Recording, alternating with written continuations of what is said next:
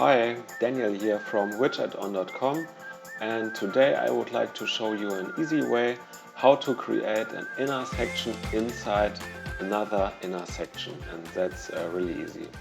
First step is to create a new main section. Here we have to choose only one column. Here it is.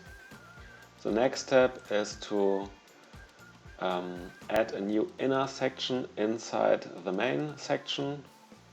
Here we have it. And now comes the main trick.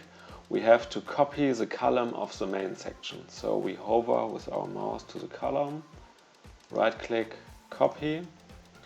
And now the last step is to paste it to one of the columns of the inner section.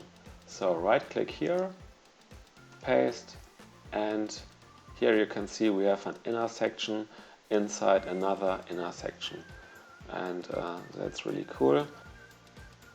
Now I test this inner section, so I will put some text in the main section like this, and then I will drag a heading to the inner section, and here we have a button in the left column of the inner section, and for example an icon in the right column.